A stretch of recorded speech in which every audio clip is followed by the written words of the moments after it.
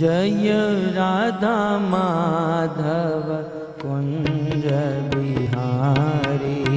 जय राधा माधव कुंज बिहारी। जय राधा माधव कुंज बिहारी। जय राधा माधव कुंज बिहारी। जय राधा माधव कुंज बिहारी। जय राधा माधव कुंज बिहारी। जय राधा माधव कुंज बिहारी। जय राधा माधव कुंज बिहारी। गोपी जन वल्लभ गिरिवरधारी। गोपी जन वल्लभ गिरिवरधारी। गोपी जन वल्लभ गिरिवरधारी।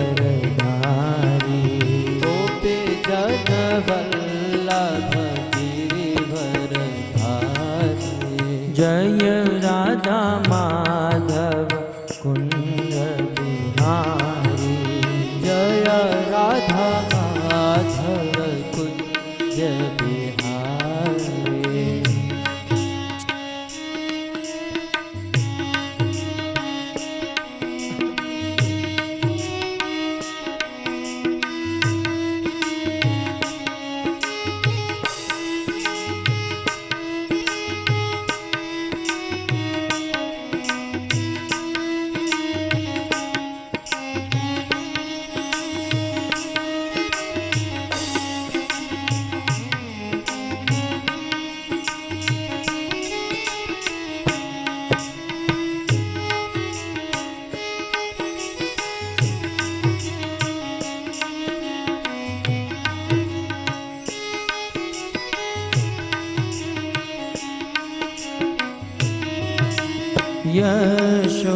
यशोदानंदन व्रज जन रंजन।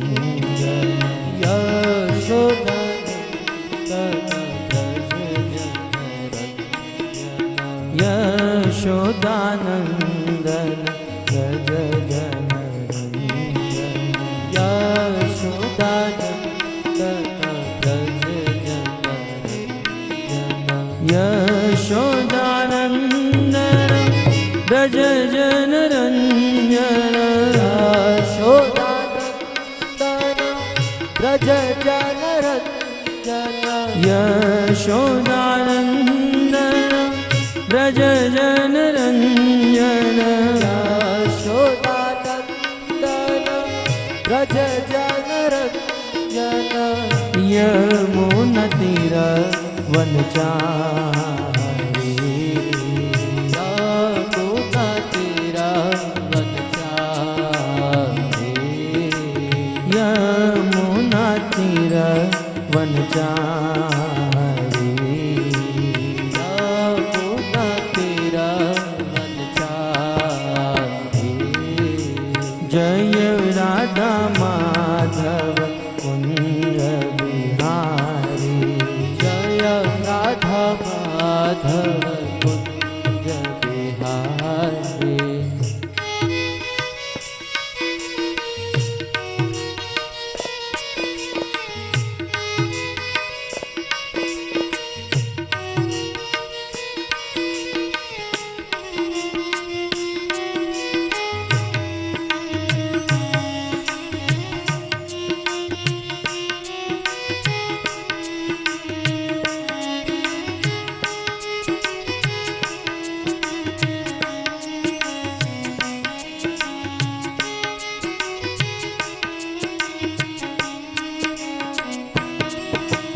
जय राधा माधव कुंज बिहारी।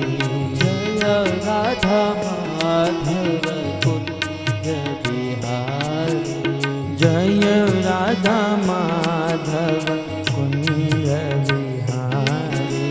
जय राधा माधव कुंज बिहारी। भज गोविंद गो गोपाला भज गोविंद गोविंद गोपाला भज गोविंद गोविंद गोपाला भज गोविंद गोविंद गोपाला भज मुरली मनोहर नंदलाला भज मुरली मनोहर नंदलाला भज मुरली मनोहर नंदलाला भज मुरली मनोहर नंदलाला भज गोविंद गोविंद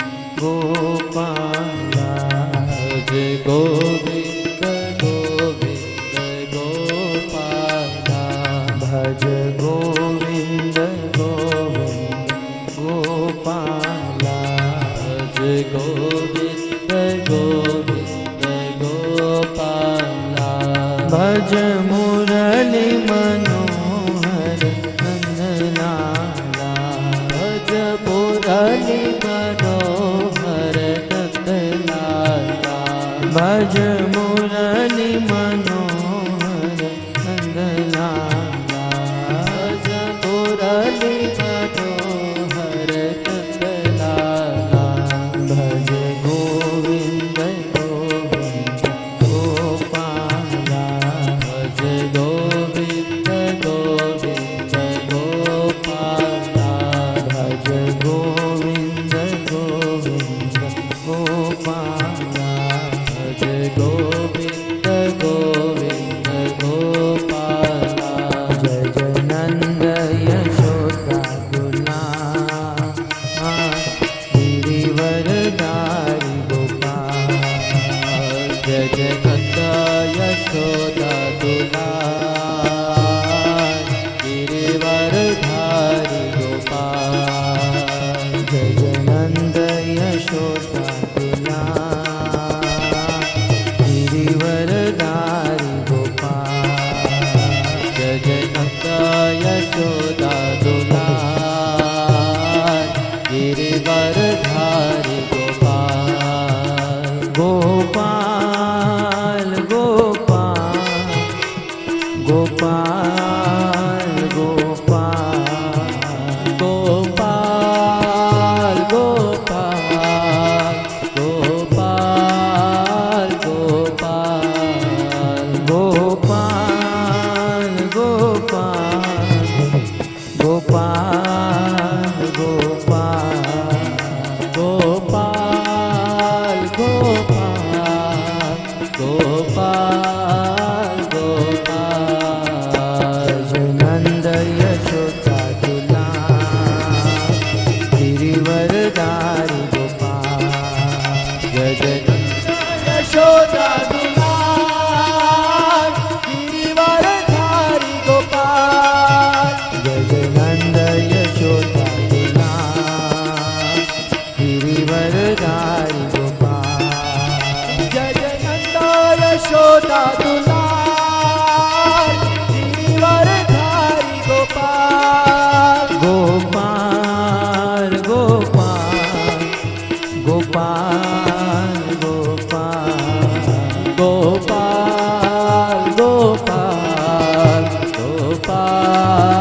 गोपाल गोपाल गोपाल गोपाल गोपाल गोपाल गोपाल गोपाल गोपाल जय जय नंद यशोदा दुलार गिरिवरधारी गोपाल जय जय नंद यशोदा दुलार गिरिवरधारी गोपाल जय जय नंद यशोदा दुलार गिरिवरधारी गोपाल जय जय नंद यशोदा दुलार गिरिवरधारी गोपाल हरे Krishna Krishna Krishna Hare Hare Hare Ram Ram Ram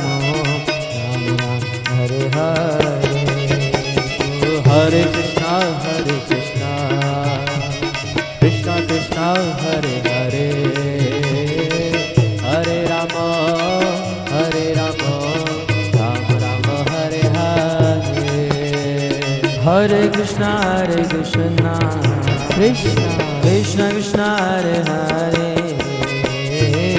Hare Ramo Hare Ramo Hare Hare Oh Hare Krishna Krishna Krishna Hare Hare Hare Rama Hare Rama Ram Ram Hare Hare Bolo Hare Krishna Krishna Krishna Krishna Hare Hare Hare Ramo Hare Ramo Ram Ram Hare Hare Oh Hare Krishna Krishna Krishna Hare Hare Hare Rama Ram Ram Hare Hare Hare Krishna Krishna Krishna Hare Hare Hare Ramo Hare Ramo Ram Ram Hare Hare Oh Hare Krishna Krishna Krishna Hare Hare Hare Rama Ram Ram Hare Hare Hare Krishna Krishna Krishna Krishna Hare Hare Hare Ramo Hare Ramo Ram Ram Hare Hare Oh Hare Krishna Krishna Krishna Hare Hare Hare Rama Ram Ram Hare Hare Radha Shyam Sundar Radha Shyam Sundar Radha Shyam Sundar Radhe Jaya Radha Shyam Sundar Radha Shyam Sundar Radha Shyam Sundar Radhe Radha Shyam Sundar Radha Shyam Sundar Radha Shyam Sundar Radhe Jaya Radha Shyam Sundar Radha Shyam Sundar Radha Shyam Sundar Radhe Krishna Balaram Krishna Balaram Krishna Balaram Jaya Krishna Balaram Jaya Krishna Balaram Krishna Balaram Jaya Krishna Balaram Jaya Krishna Balaram Krishna Balaram Krishna Balaram Krishna Balaram Jaya Krishna Balaram Jaya Krishna Balaram Krishna Balaram Krishna Balaram Jaya Krishna Balaram Gauranitai Jaya Gauranitai Gauranitai Jaya Gauranitai Gauranitai Jaya Gauranitai Gauranitai Jaya Gauranitai Gauranitai Jaya Gauranitai Gauranitai Jaya Gauranitai Gauranitai Jaya Gauranitai Gauranitai Jaya Gauranitai Prabhupada Prabhupada Prabhupada Srila Prabhupada Prabhupada Prabhupada Prabhupada Srila Prabhupada Jaya Prabhupada Prabhupada Prabhupada Srila Prabhupada Prabhupada Prabhupada Prabhupada Srila Prabhupada Jaya Jaya Prabhupada Prabhupada Prabhupada Prabhupada Jaya Prabhupada Prabhupada Prabhupada Prabhupada Nitai Gaura Hari Bol Hari Bol Hari Bol Hari Bol Nitai Gaur Hari Bol Hari Bol Hari Bol Hari Bol युग धर्म हरि नाम संकीर्तन की Jai Srila Prabhupada की जय। निताई गौर प्रेमानंदे Hari Hari Bol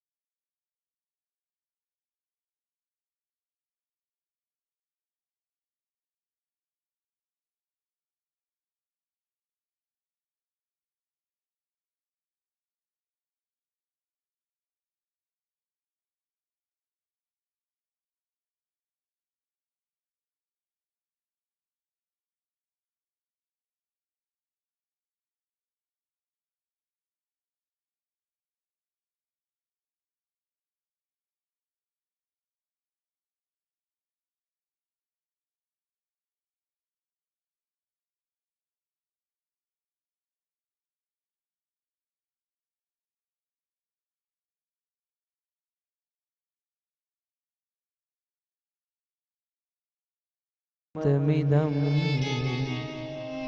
तत्रादरो नः परम् वंशी विभूषितकरा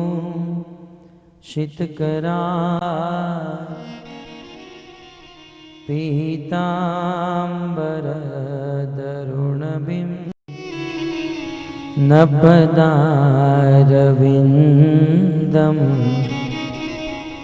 मुखारविन्दे विनिवेशयन्तं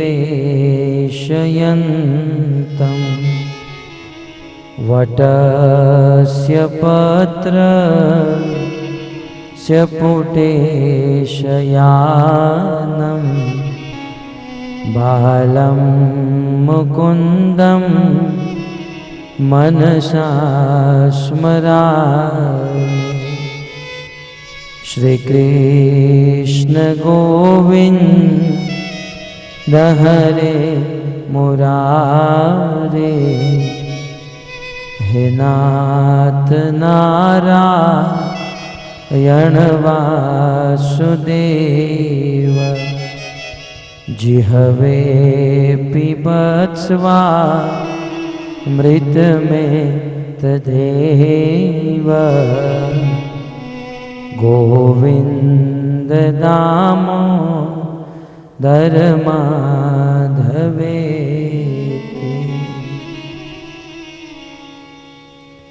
ॐ नमो भगवते वासुदेवाय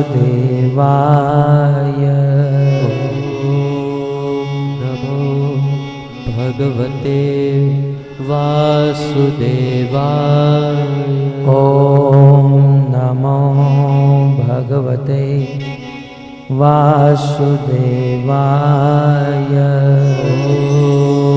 नमो भगवते वासुदेवाय ॐ नमो भगवते वासुदेवाय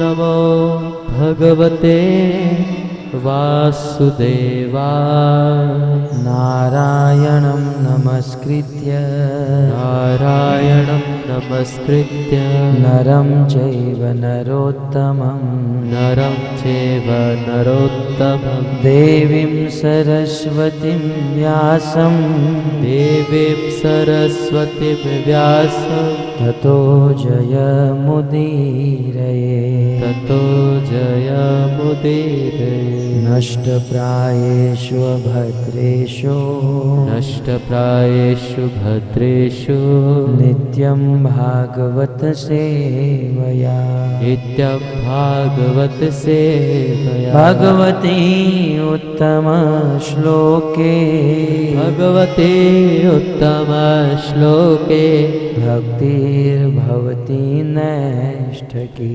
भक्तिर्भवति नैष्ठकी।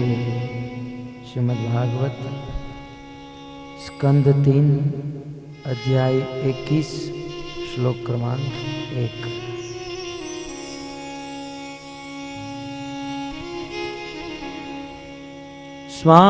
स्वायंभुवस्य च मनो स्वायंभुवस्य च मनो वंश परमसम्मतः वंश परमसम्मतः कथ्यतां भगवन् यत्र कथ्यतां भगवन् यत्र मैथुनेनेधिरे प्रजा मैथुनेने धीरे प्रजा स्वायंभुवस्य च मनो स्वायंभुवस्य च मनो वंशः परमसम्मतः वंशः परमसम्मतः कथ्यतां भगवन् यत्र कथ्यतां भगवन् यत्र मैथुनेन वेदिरे प्रजा मैथुने नेधिरे प्रजा स्वायंभुवस्य च मनो स्वायंभुवस्य च मनो वंशः परमसम्मतः वंशः परमसम्मतः कथ्यतां भगवन् यत्र कथ्यतां भगवन् यत्र मैथुने वेदिरे प्रजा मैथुने नेधिरे प्रजा। स्वयंभुवस्य च मनो स्वायंभुवस्य च मनो वंश परम सम्मतः वंश परमसम्मतः कथ्यतां भगवन् यत्र कथ्यतां भगवन् यत्र मैथुने निधेरे प्रजा मैथुने वेदिरे प्रजा स्वायंभुवश्च च मनो स्वायंभुवस्य च मनो वंश परं सम्मत कथ्यतां भगवन् यत्र मैथुने नेधिरे प्रजा।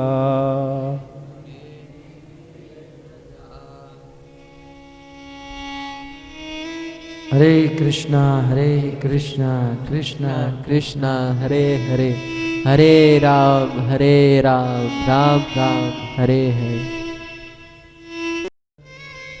मधुराति मधुर लीला संपन्न किए और लगभग भगवान कृष्ण की ब्रज में समस्त लीला यमुना के तट पर हुई। यमुना और गंगा दोनों सखी है। एक दिन दोनों सखियों का मिलन हुआ, एक दूसरे की कुशल मंगल पूछी, परंतु गंगा ने बड़े दुखी होकर कहा, देवी यमुना आप बड़ी सौभाग्यशाली हो, क्योंकि साक्षात भगवान आपके तट पर विचरण करते हैं। यमुना तीर वनचारी, यमुना के तट पर विहार करते हैं, यमुना जल पीते हैं और कृष्ण की जितनी भी लीला हो रही हैं आपके तट पर हो रही है। आपका कितना बड़ा सौभाग्य है, कृष्ण को देखती हो, कृष्ण के साथ संगम होता है। और मैं तो भागन हूं, कोई संयोग नहीं है भगवान के साथ। बस भगवान के चरणों से निकली हूं तो दूर होती जा रही हूं और भगवान तुम्हारे निकट आते जाते हैं। तो गंगा के हृदय में थोड़ा कष्ट हुआ, दुख हुआ। एक दिन यमुना भगवान कृष्ण से मिली, यमुना महारानी, तो कहने लगी, गंगा मुझे मिली थी और ये बता रही थी कि आपने उनको थोड़ा भी सौभाग्य नहीं दिया। तब भगवान कृष्ण ने कहा, जाओ उनको कह देना कि मैंने जितनी जितनी लीला की यमुना के तट पर की, परंतु भविष्य में मेरे शुद्ध भक्त मेरी जितनी भी कथा करेंगे वे गंगा के तट पर करेंगे। मेरी लीला भले यमुना के तट पर हुई, परंतु मेरी कथा गंगा के तट पर होगी। और इसीलिए परम विरक्त चूड़ामणि सुखदेव गोस्वामी गंगा के तट पर बैठकर महाराज परीक्षित को भगवत कथा सुनाए। और मैत्री मुनि बैठे हैं। इस प्रस्तुत श्लोक में विदुर जी जिज्ञासा कर रहे हैं कि हे मैत्री मुनि, आप स्वयंभू मनु के वंश का वर्णन कीजिए, जिसमें मैथुनी सृष्टि हुई। स्वयंभू मनु के कितने पुत्र थे? मैंने ऐसा सुना है उनके 2 पुत्र प्रियव्रत और उत्तानपाद थे। आप उनके पुत्र की कथा सुनाइए। और साथ ही साथ उनकी 3 कन्या थी, आकुति, प्रसूति और देवहूति। प्रभु देवहूति के विषय में बड़ा प्रश्न हो रहा है कि मनु महाराज पूरे ब्रह्मांड के चक्रवर्ती सम्राट थे, पूरे ब्रह्मांड के 71 चतुर्युग तक राज करने वाले राजा थे। इतने बड़े राजा होकर उन्होंने अपनी कन्या का विवाह एक झोंपड़ी में रहने वाले के साथ, कर्दम ऋषि के साथ कराया। किस प्रकार से ये संभव? कृपया करके आप मुझे विस्तार से बताइए। इस प्रकार से जब विदुर जी की जिज्ञासा हुई, मैत्री मुनि उत्तर देते हैं, ब्रह्मा जी की छाया से कर्दम ऋषि का जन्म हुआ।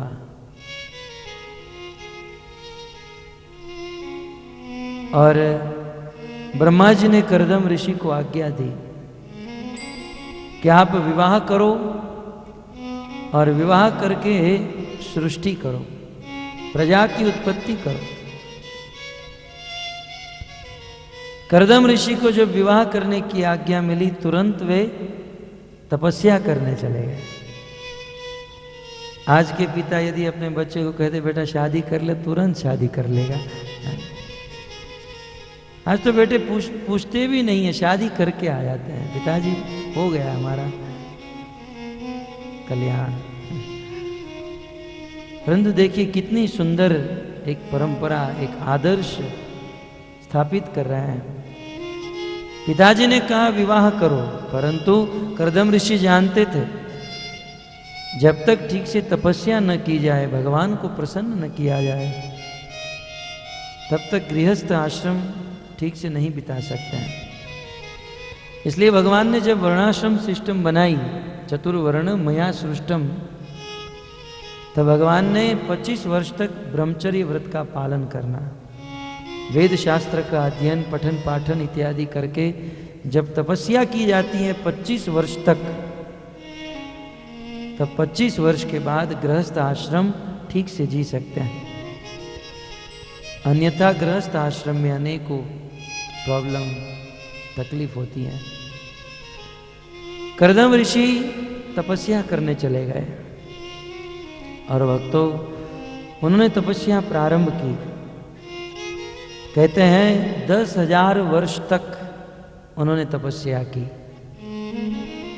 कर्दम जी की तपस्या से भगवान विष्णु प्रसन्न हुए, प्रकट हो गए उनके सामने। भगवान ने देखा कि मेरा भक्त मेरे लिए इतना तपस्या करता है। कर्दम ऋषि की तपस्या को देखकर भगवान की आंखों में आंसू आ गए। भगवान की आंखों से आंसू निकले और आंसू का एक सरोवर बन गया, और जिस सरोवर का नाम हुआ बिंदु सरोवर। भगवान ने कर्दम जी को दर्शन दिया, प्रणाम किया। कर्दम जी ने,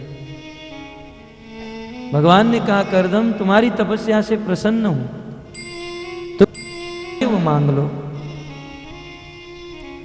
कर्दम जी कहते हैं प्रभु वैसे तो कुछ नहीं मांगना है, परंतु पिताजी की आज्ञा है तुम विवाह करो, और मैं तो भजन करना चाहता हूं,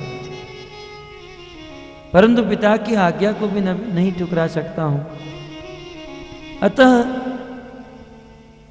आप मेरा विवाह हो जाए ऐसा आशीर्वाद दे दीजिए, और एक अच्छी पत्नी मिल जाए। भगवान ने कहा कैसी पत्नी चाहिए? बताइए, आज के लड़के के सामने भगवान प्रकट हो और कहे बोलो कैसी पत्नी चाहिए, हैं? तब तो तुरंत काले बाल होने चाहिए, गोरा मुख होना चाहिए, मतवाली चाल होनी चाहिए, हैं? बस फिल्मों की अभिनेत्री की तरह होनी चाहिए, हैं? परंतु कर्दम ऋषि ने ऐसी डिमांड नहीं की। बोले प्रभु शरीर कौन देखता है, और शरीर का क्या ठिकाना है? बस आपकी कृपा से यदि एक भक्त पत्नी मिल जाए, किसी भक्त के साथ मेरा विवाह हो जाए, तो मैं अपने आप को धन्य समझूंगा। भक्तों गृहस्थ जीवन की गाड़ी दो चक्के के ऊपर होती है। दोनों चक्का यदि समान हो तो ठीक है, नहीं तो बहुत बड़ी गड़बड़ होती है। पति पत्नी दोनों भक्त है तो जीवन बहुत सुखमय बीतता है। अतः कर्दम ऋषि ने कहा कि एक भक्त पत्नी मिल जाए जो मुझे भक्ति में सहायता करे। भगवान ने कहा तथास्तु। आज से 3 दिन के बाद साक्षात मनु महाराज अपनी कन्या को लेकर तुम्हारे पास आएंगे। भगवान अंतर्ध्यान हो गए। और दूसरी ओर मनु महाराज की 3 कन्या, जिनमें से एक का नाम था देवहूति, जब विवाह योग्य उम्र हो गई तब पिता ने अपनी पुत्री को पूछा, बेटा अब हम तुम्हारा विवाह ढूंढ रहे हैं, तुम्हें कैसा वर चाहिए? ये पिता का कर्तव्य है। देवहूति ने कहा कैसा भी वर होगा चलेगा पिताजी, परंतु भक्त होना चाहिए। तब मनु महाराज ने बहुत ढूंढा, अपनी बेटी योग्य कोई योग्य वर नहीं मिला। बहुत बहुत ढूंढने के बाद ब्रह्मा जी की कृपा से एक दिन वह विचरण करते करते अपने दिव्य रथ पर सवार होकर अपनी पत्नी और पुत्री को लेकर बिंदु सरोवर के तट पर आ ही गए। आए हैं कर्दम ऋषि की कुटिया में। मनु महाराज कर्दम ऋषि को निवेदन कर रहे हैं कि कर्दम, आप मेरी बेटी का हाथ स्वीकार करो, पानी ग्रहण करो। पानी माने हाथ, ग्रहण माने स्वीकार करना। शादी होती है ना तो उसमें पानी ग्रहण संस्कार होता है ना। आप लोगों ने की होगी, पता है, मुझे तो याद है अभी भी है? वर वधू के हाथ को पकड़ा कर रखते हैं आधे घंटे तक है? जिसे पानी ग्रहण कहते हैं। वर का हाथ नीचे, वधू का ऊपर। एक बार किसी ने पूछा, प्रभु ये कैसा संस्कार है? ये पानी ग्रहण माने इसमें होता क्या है? उन्होंने कहा इसमें कौन सी बड़ी बात है, आप WWF नहीं देखते हैं? बॉक्सिंग तो देखते ही होंगे ना। जब दोनों टीम वाले उस रिंग में आते हैं तो सबसे पहले क्या करते हैं? हाथ मिलाते हैं और फिर झगड़ा करते हैं। पानी ग्रहण माने विवाह के प्रथम दिन हाथ मिला लेना और फिर जीवन भर झगड़ा करना ही है। पानी ग्रहण कर। मनु महाराज ने कहा कि मेरी बेटी का हाथ स्वीकार करो, पानी ग्रहण कर लो। कर्दम ऋषि ने कहा कि महाराज आप तो इतने बड़े राजा हो, मैं तो एक झोंपड़ी में रहने वाला बाबा जी साधु आदमी, न मेरे पास कोई गाड़ी बंगला और न तो रहने के लिए ठीक से घर भी नहीं है। आपकी बेटी मेरे साथ रह पाएगी मुझे नहीं लगता है। तब मनु महाराज ने कहा ठीक है आप ही पूछ लो, हम तो रोज पूछते हैं इनको कैसा वर चाहिए, तो यही कहती है कि हमें भक्त वर चाहिए। और एक काम कीजिए कर्दम जी, आप ही पूछ लीजिए। तब लड़की लड़के की मीटिंग हुई, पर्सनल प्राइवेट मीटिंग होती है ना। बच्चों की शादी होती है और लड़का लड़की जब देखने जाते हैं तो एक कमरे में मीटिंग होती है। भागवत यह भी सिखाता है, विवाह के पहले जब मंगनी के समय जब मीटिंग होती है तब वर वधू को क्या पूछना चाहिए। जैसे ये गई देवहूति और कर्दम जी एक कमरे में बैठे हैं। आज तो लड़की लड़के बैठते हैं, लड़का पूछता है लास्ट मूवी कौन सा देखा था, अंतिम फिल्म कौन सा देखा था, तुम्हें नीला रंग पसंद है या पीला पसंद है? अरे तू ये पूछ तुझे रोटी बनाने आता है कि नहीं? नहीं तो गड़बड़ हो जाएगी। क्या पूछना चाहिए? देखिए कर्दम जी, आचार्यों ने बहुत सुंदर बताया। कर्दम जी ने जैसे ही देवहूति कर्दम जी के कक्ष में आई, कर्दम जी एक आसन के ऊपर विराजमान थे। और करदम जी ने देवहूति को आसन दिया और कहा कि इस आसन पर बैठ जाइए। अब देखिए, देवहूति के लिए बहुत बड़ी परीक्षा थी। ये करदम जी परीक्षा ले रहे थे। कहा कि आसन पर बैठ जाओ।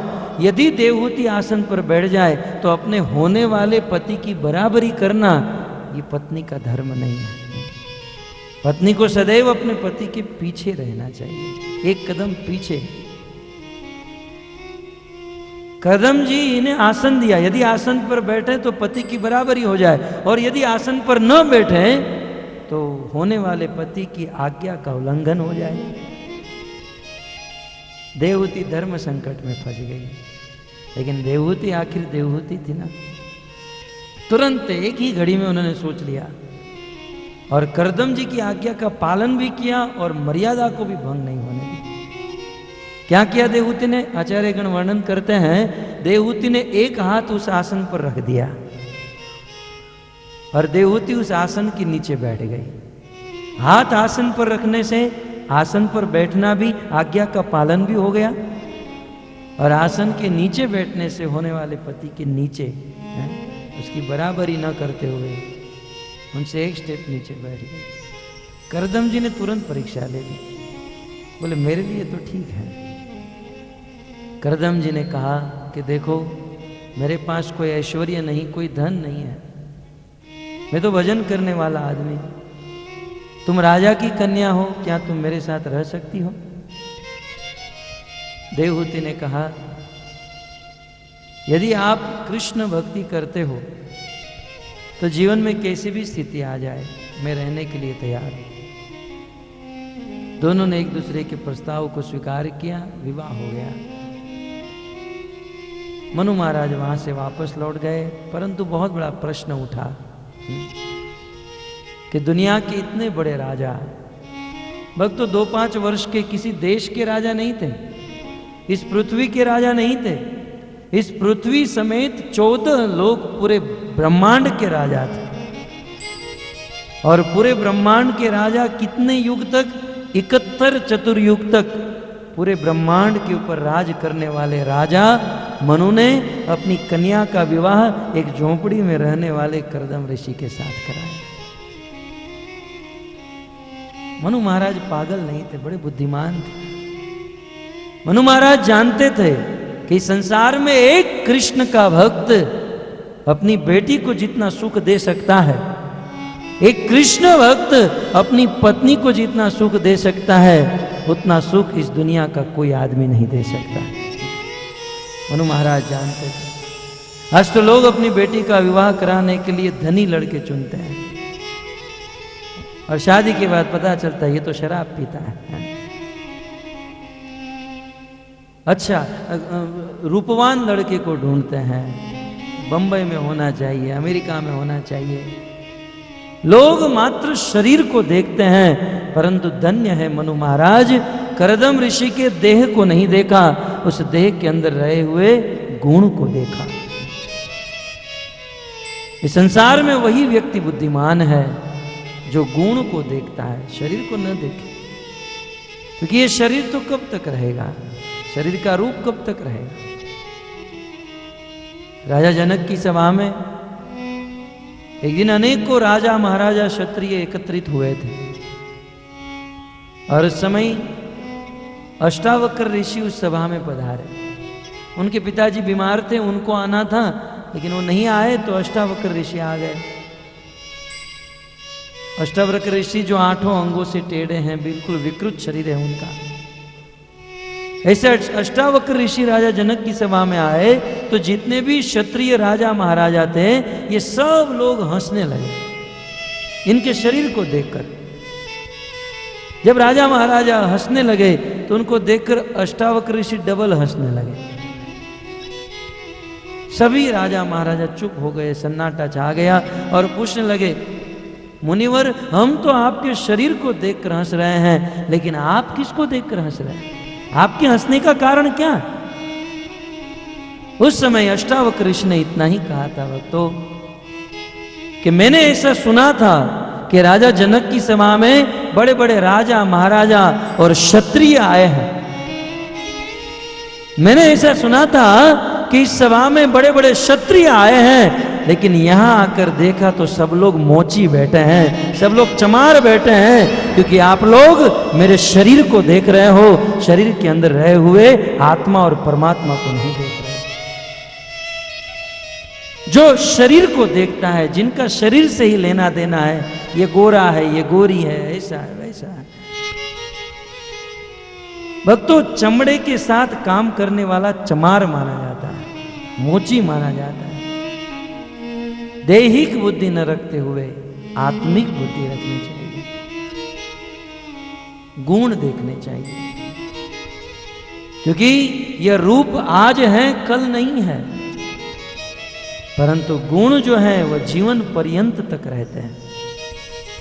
व्यक्ति शरीर से महान नहीं है, व्यक्ति गुणों से महान। कौन व्यक्ति कितना महान? व्यक्ति गुणों से महान बनता है। मनु महाराज ये जानते थे, और इसीलिए उन्होंने अपनी कन्या देवहूति का विवाह कर्दम ऋषि के साथ कराया। परंतु भक्तों, जिस दिन से विवाह हुआ उस दिन से कर्दम ऋषि को समाधि लग गई, समाधि में स्थित हो गए, भगवान के भजन में स्थित हो गए। वह अन्य कोई कार्य नहीं कर रहे थे, और यहां देवहूति उनकी सेवा कर रही है, बड़े प्रेम से सेवा कर रही है। आजकल की स्त्री विवाह होती हैं, 2-5 दिन होता है तो तुरंत पति से कहती हैं अब हनीमून में नहीं जाना है, आपने तो बहुत बड़े बड़े वादे किए थे, अब निभाओ। धन्य है देवहूति, पतिदेव भजन में बैठे हैं, समाधि में बैठे हैं, अभी अभी विवाह हुआ है, परंतु उनकी सेवा कर रही है। सेवा करते करते करते भक्तों अनेकों वर्ष बीत गए। देवहूति अपने पति की सेवा करते करते करते उनका शरीर सूख गया। एक दिन की बात, कर्दम ऋषि की समाधि खुली, उनकी आंखें खुली, देखा तो देवहूति जिसके साथ विवाह किया था, वे जिस दिन घर पर आई कितनी सुंदर थी, और मेरी सेवा कर करके उनका शरीर सूख गया, और मैंने मेरी पत्नी को किसी भी प्रकार का सुख नहीं दिया। कर्दम ऋषि ने सोचा कि अब मैं पत्नी देवहूति को प्रसन्न करूंगा। भक्तों, एक पति का कर्तव्य है कि अपनी पत्नी को प्रसन्न रखे, चाहे भले वो भक्त भी क्यों ना हो।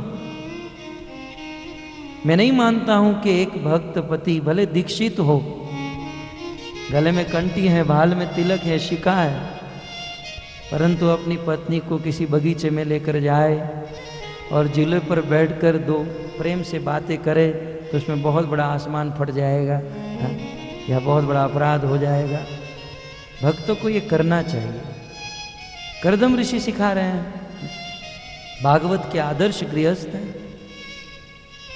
आज तो भक्ति के नाम पर बिल्कुल भक्त इतने वैरागी बन जाते हैं। वैराग्य बहुत अच्छी चीज है। नारद मुनि ने गृहस्थ धर्म का उपदेश भागवत के 7वें स्कंद के 14वें अध्याय में दिया, बहुत सटीक उपदेश। गृहस्थी को विरक्त होना चाहिए, लेकिन यह वैराग्य हृदय में होना चाहिए। विरक्त रक्तवत पश्येत, वहां पर लिखा है अंदर से वैरागी रहे, लेकिन बाहर से बिल्कुल आसक्त की भांति रहे। गृहेषु अवस्थितो राजन कुर्वन् क्रिया यथोचिता वासुदेव अर्पणम साक्षात उपासित महामुनि। अनेक श्लोकों में गृहस्थ धर्म का वर्णन किया। अभी अभी हम नागपुर से आ रहे हैं, और वहाँ हमारे इस्कॉन का एक मंदिर है, 7 दिन तक भागवत कथा हुई, मात्र इसी टॉपिक के ऊपर, गृहस्थ धर्म। राजसूय सभा में नारद मुनि ने युधिष्ठिर महाराज को यह कथा सुनाई। तो भक्तों, बहुत सुंदर ये उपदेश था कि अंदर से विरक्ति हो, परंतु बाहर से आसक्त की भांति पेश आना चाहिए। यहां पर कर्दम ऋषि के हृदय में वैराग्य है, परंतु अपनी पत्नी को प्रसन्न करने जा रहे हैं। क्योंकि एक पत्नी जो अपने माता पिता भाई बंधु सब को छोड़कर पराए घर पर आई है, तो जब पत्नी ससुराल में आती है तो उसके कुछ स्वप्न होते हैं, कुछ ख्वाब होते हैं, कुछ इच्छाएं होती हैं। चलो सारी इच्छा पूर्ण न कर सके कोई बात नहीं, परंतु जितनी योग्यता है उतना सुख एक पति को देना चाहिए। भगवान रामचंद्र ने दिखाया ना, अपनी पत्नी सीता को प्राप्त करने के लिए हजारों असुरों को मारना पड़ा, मार दिया, यहां तक समंदर पर सेतु बांधना पड़ा, बांध दिया, लेकिन पत्नी को प्रसन्न कर दिया। तो आप समंदर पर सेतु मत बांधिए। हम सेतु नहीं बांधेंगे तो भी चलेगा, परंतु प्रसन्न रखना चाहिए। देखिए कर्दम ऋषि अपनी पत्नी को कैसे प्रसन्न रख रहे हैं। बोले देवी मुझे क्षमा कीजिए, मैं तो समाधि में चला गया था, मेरा कोई ध्यान नहीं रहा, लेकिन आप चिंता मत करो, बिंदु सरोवर में जाओ, स्नान करके आओ। पतिदेव के कहने पर देवी देवहूति बिंदु सरोवर में स्नान करने गई। वहां बिंदु सरोवर में कर्दम ऋषि की तपस्या के बल से अनेकों दासियां प्रकट हो गई, जिन्होंने देवहूति को स्नान कराया, अमृत का पान कराया, अनेकों प्रकार के अलंकार श्रृंगार आदि आभूषण पहनाया।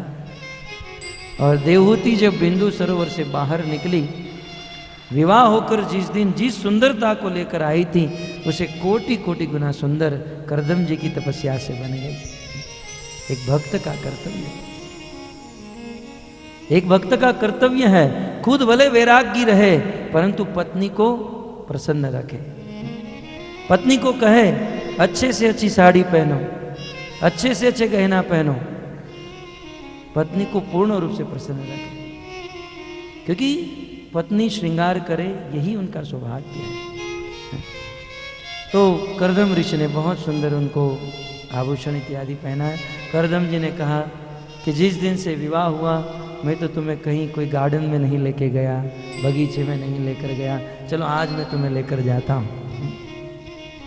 कर्दम ऋषि, और ये कथा मैत्रेय जी विदुर जी को सुना रहे, कोई फालतू बात नहीं है, एक आदर्श गृहस्थ की कथा है। बोले हमारा विवाह हुआ, कई दिनों से बाहर नहीं गए, चलो मैं लेकर जाता हूं। और उस समय कर्दम ऋषि ने, अब देखिए संसार में कुछ लोग मानते हैं भक्त लोग अपनी पत्नी को क्या सुख देंगे, ये धोती वाले अपनी पत्नी को जितना सुख दे सकते हैं उतना पैंट शर्ट वाले नहीं दे सकते हैं। धोती का कमाल कौन जानता है। इसी धोती ने भारत को आजाद करवाया, गांधी जी, और इसी धोती ने गीता और भागवत कृष्ण भावनामृत का पूरी दुनिया में डंका बजा दिया, शिल प्रभुपाद। कुछ लोग सोचते हैं धोती कुर्ता वाले बस ऐसे ही बिना काम धंधे के हैं, धोती वाले जितने बिजी है ना उतने कोई बिजी नहीं है। कई बार कुछ दिन पहले, महीने पहले हमें एक इस्कॉन मंदिर का अध्यक्ष बनाया गया और हमें मंदिर चलाने के लिए WIDC मीटिंग में से अप्रूव किया गया। तो बोरीवली इस्कॉन हम डेवलप कर रहे हैं अभी। तो हम डायमंड मार्केट में, पहले डायमंड मार्केट में थे, तो वहाँ डोनेशन मांगने जाते हैं मंदिर के लिए। तो किसी ने कहा प्रभु आप भी बस मांगने लगे। बोले हम भिखारी हैं मानते, लेकिन हम इंटरनेशनल भिखारी हैं। हम साधारण चालू भिखारी नहीं है, इंटरनेशनल भिखारी। आप नीचे देखिए पार्किंग में होंडा एकॉर्ड खड़ी है, 35 लाख की कार लेकर आए हैं, 50 लाख का मोबाइल रखते हैं, 50,000 का मोबाइल रखते हैं, साधारण भिखारी नहीं है। खैर वो तो हमारे मित्र थे इसलिए हम कह रहे थे। घड़ी भी देखिए इंटरनेशनल भिखारी है, ये कोई चालू भिखारी नहीं है, शिल प्रभुपाद जी की संस्था के भक्त हैं हम।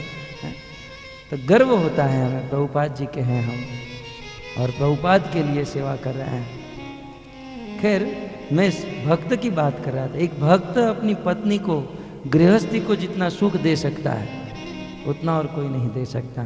कर्दम ऋषि ने अपनी तपस्या के बल पर, अपनी भक्ति के बल पर एक बहुत बड़ा विमान तैयार किया। एक बहुत बड़ा विमान निर्माण हुआ। भागवत के पूरे एक अध्याय में इस विमान का वर्णन है। ये विमान कितना लंबा है, कितना चौड़ा, इस विमान में क्या क्या फैसिलिटीज है, ये पूरे एक अध्याय में वर्णन किया गया। बहुत लंबा चौड़ा विमान था, उसमें अनेकों सरोवर थे, बगीचे थे, वृक्ष थे, वातानुकूलित था। ठंडी में गर्म लगे, गर्म में ठंड लगे, हैं? बिल्कुल। और बहुत लंबा विमान था, और उस विमान को उड़ने के लिए रनवे की आवश्यकता नहीं थी, और न तो वीजा, न पासपोर्ट, न टिकट, कुछ नहीं, प्राइवेट विमान था। और उसमें अन्य कोई पैसेंजर नहीं। कर्दम ऋषि बैठे और अपनी पत्नी को बिठाए। सार्वभौम प्रभु का स्वागत करते हैं महामंत्र से। हरे कृष्णा कृष्णा हरे हरे, हरे राम राम राम हरे हरे। सार्वभौम प्रभु आते हैं तो हमारा उत्साह बढ़ जाता है। हम जब बहुत छोटे छोटे थे तब सार्वभौम प्रभु मीरा रोड में आया करते थे। वे भूल गए होंगे, मुझे याद है। मैं और मेरे मित्र खड़े थे तो सार्वभौम प्रभु ने पूछा, आपका नाम क्या है? मैंने कहा आकाश। बाजू में एक खड़ा था, बोले आपका नाम क्या है? प्रकाश। तो सार्वभौम प्रभु ने कहा ठीक है, आकाश में प्रकाश करो। तो इनके प्रवचनों से हमें बहुत उत्साह मिला, भक्ति में आगे बढ़े। हमारे शिक्षा गुरु के समान है, लेकिन उनकी महानता तो देखिए, फिर भी हमारे नीचे आकर बैठते हैं, सुनते हैं। खैर, तो कर्दम ऋषि ने बहुत सुंदर विमान का निर्माण किया। स्वयं बैठे, अपनी पत्नी को बिठाया और उस विमान को उड़ाया। और विमान को उड़ाकर आज के गृहस्थ विवाह होते हैं तो हनीमून में महाबलेश्वर जाते हैं, कश्मीर जाते हैं, ज़्यादा से ज़्यादा सिंगापुर जाते हैं, उससे भी। लेकिन कर्दम ऋषि ने कहा देखो, हमें इस पृथ्वी में किसी स्थान पर नहीं जाना है। देवहूति मैं तुम्हें स्वर्ग में लेकर जाता हूँ। यहाँ तो सब कीड़े मकोड़े घूमते हैं, ये हमारे लिए स्थान नहीं है।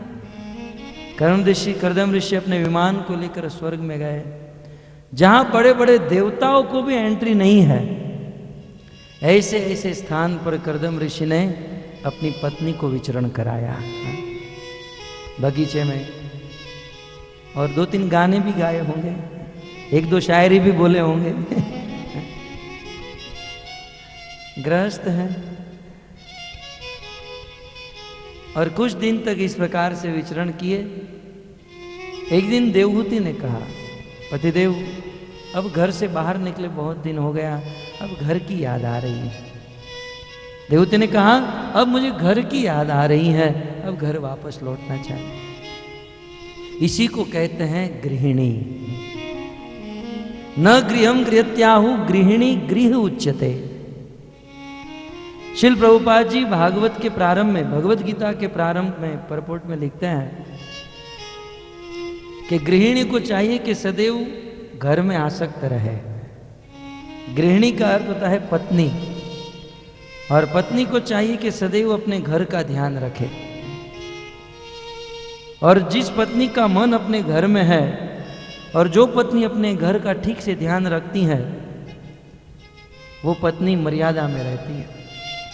कभी कभी होता है ना, छुट्टी का दिन होता है, पतिदेव घर पर होते हैं, पत्नी चिल्लाती है कि ये फ्रिज बिगड़ गया है, आप कुछ करते नहीं हो, ये दीवार में पपड़ी लग गई है, कलर कराओ। तब पति को प्रसन्न होना चाहिए, चलो ठीक है, इनका मन घर में तो लगा हुआ है? क्योंकि खाली मन शैतान का घर। यदि मन खाली रहा तो न जाने कहाँ कहाँ भटकेगा। उससे अच्छा है घर का ध्यान रखे, घर को साफ सफाई करे।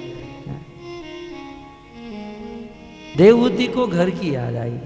आज की पत्नी होती तो कहती 10 दिन के लिए हनीमून में गए हैं, पतिदेव को कहती पतिदेव और 2-5 दिन एक्सटेंड कर दीजिए ना, और 2-5 दिन ज़्यादा हमको घूमना है।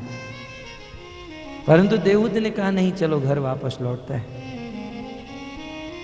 कर्दम जी देवहूति घर वापस लौटे। और करदम जी ने देवहूति से के गर्भ से 9 कन्या को जन्म दिया। देवहूति के गर्भ से 9 कन्या का जन्म हुआ और करदम ऋषि ने अपनी सभी कन्याओं का विवाह करवाया। कहते हैं कला नाम की कन्या का विवाह मरीचि के साथ कराया। करदम जी ने अनसुईया का विवाह अत्रि के साथ कराया। श्रद्धा का विवाह अंगिरा जी के साथ कराया। हविर्भु का विवाह पुलत्स्य ऋषि के साथ कराया। गति का विवाह पुलह के साथ कराया।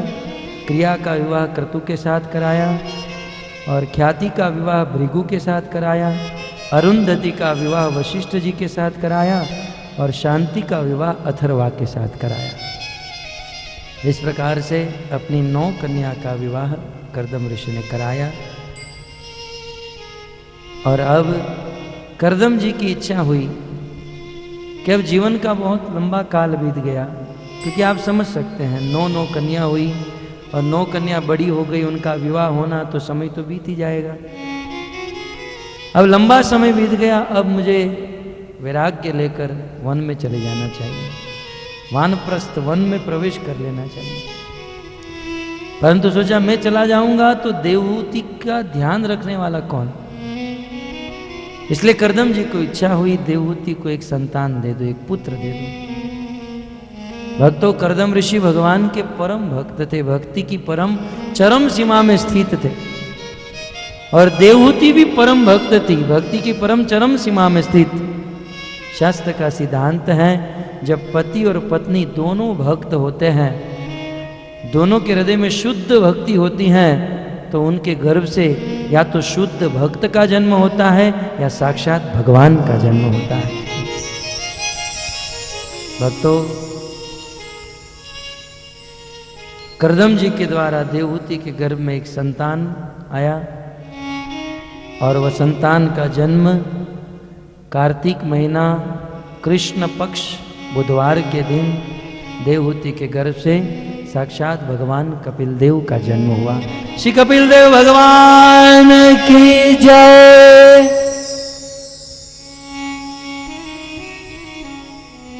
भगवान कपिल देव का जन्म हुआ। धीरे धीरे भगवान कपिल देव बड़े हुए। कुछ समय बीतते ही करदम जी ने निर्णय ले लिया कि अब मैं वन में जाऊंगा। करदम जी अपने पुत्र कपिल के पास आए, बेटा मन में इच्छा हो रही है कि मैं वन में जाऊं, तुम क्या चाहते हो?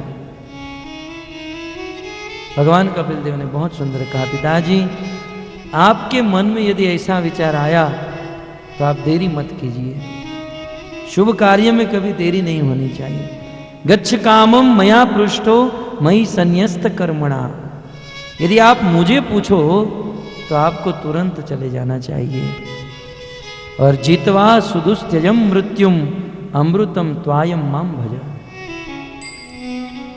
और मेरा भजन करके, कृष्ण की भक्ति करके जिस मृत्यु के ऊपर विजय प्राप्त कर पाना अत्यंत कठिन है, कृष्ण का भजन करके उस सुदुस्त्यज, उस दुरूह मृत्यु के ऊपर विजय प्राप्त कर लीजिए। पुत्र ने आज्ञा दे दी।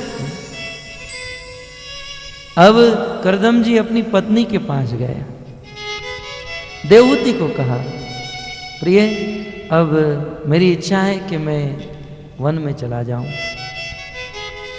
देवहूति ने कहा, नहीं प्रभु, आप मुझे कैसे छोड़ सकते हैं, मैं आपके बिना नहीं जी सकती हूँ। करदम जी ने बहुत सुंदर उपदेश दिया और कहा कि तुम अकेली नहीं हो, मैं कपिल को छोड़कर जा रहा हूं, तुम्हारे साथ तुम्हारा पुत्र है।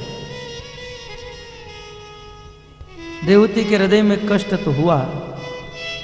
जिय बिनु देह नदी बिनवारी, ऐसे ही नाथ पुरुष बिन नारी। हे नाथ, आपके बिना इस संसार में मेरा कौन रहेगा? आपके बिना इस जगत में क्या करूंगी?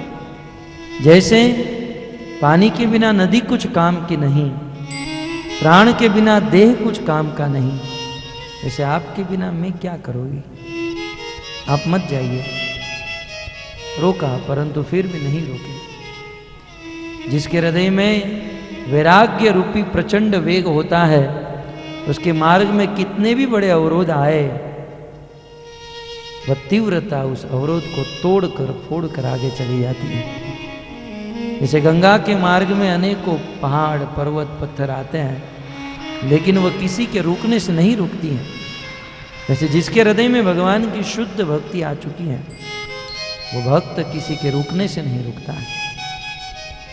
आखिर कर्दम ऋषि चले गए और माता देवहूति, भगवान कपिल देव बिंदु सरोवर के तट पर रहने लगे। धीरे धीरे दिन बीतते गए। एक दिन की बात, भगवान कपिल देव का जन्म सांख्य शास्त्र का उपदेश देने के लिए हुआ था। वैसे तो अनेक अध्यायों में यह कथा है, परंतु संक्षिप्त में सार यदि कहा जाए तो एक दिन माता देवहूति भगवान कपिल के पास आई और भगवान कपिल के पास आकर दोनों हाथ जोड़कर जिज्ञासा करने लगी। कहने लगी, प्रभु वैसे तो रोज मैं आपके सामने एक मां बनकर आती हूं, लेकिन आज मैं आपके सामने एक शिष्य बनकर आई हूं। आप गुरु हो, मेरे मन में अशांति है, दुख है। आप कुछ ऐसा मार्ग बताइए, ऐसा रास्ता बताइए ताकि मैं दुखों से दूर हो जाऊं, दुखों से मुक्त हो जाऊं। माता देवहूति का यह प्रश्न जगत की समस्त महिलाओं के लिए, और महिला ही नहीं समस्त पुरुषों के लिए, सब के लिए, समग्र मानव समाज के लिए यह प्रश्न पूछा गया, दुखों से मुक्त होने के लिए क्या करना चाहिए। जगत में सब लोग दुखी हैं। संसार दावा नले दिया नशी हिया जले, रात दिन हृदय जल रहा है, सब लोग दुखी, कोई तन दुखी, कोई मन दुखी। परंतु देवी देवहूति के हृदय में जब दुख हुआ तो अन्य किसी के पास न जाकर गुरु के पास गई। ये बहुत सुंदर सिद्धांत है। वहां आप रामायण में देखोगे, राजा दशरथ के हृदय में जिस दिन दुख हुआ उस दिन, और दुख ये था कि जीवन का लंबा समय बीत गया, मेरी इतनी पत्नी है लेकिन आज तक एक पुत्र की प्राप्ति नहीं। राजा दशरथ के हृदय में जब दुख हुआ तो वो अपने मंत्री के पास न गए, अपनी प्रजा के पास नहीं गए, अपनी पत्नी के पास नहीं गए, सीधे राजा दशरथ अपने गुरु के आश्रम में गए। वहां लिखा है, गुरु गृह गए तुरंत महिपाला। महिपाल थे, पूरी पृथ्वी के पालक थे, लेकिन फिर भी स्वयं चलकर गुरु के आश्रम में गए। क्योंकि संसार में जब जब किसी व्यक्ति के जीवन में दुख आते हैं, हृदय भर जाता है, आंखों से आंसू निकलता है, तब वह आंसू लेकर किसके पास जाए। एक संत ने कहा है, इस बस्ती में हमारे आंसुओं को कौन पोंछेगा, इस बस्ती में हमारे आंसुओं को कौन पोंछेगा, जहां देखो उनका दामन भिगा लगेगा, जहां देखो उनका दामन भिगा लगेगा। हृदय में दुख है, आंखों में आंसू है, और आप यदि किसी के पास जाओ अपने आंसुओं को दूर करने के लिए, किसके पास जाओ। इस बस्ती में हमारे आंसुओं को कौन पोंछेगा। यदि आंखों में आंसू है तो इस दुनिया में आंसुओं को पोंछने वाला कौन है, क्योंकि सब लोग रो रहे हैं। जहां देखो उनका दामन भिगा लगेगा।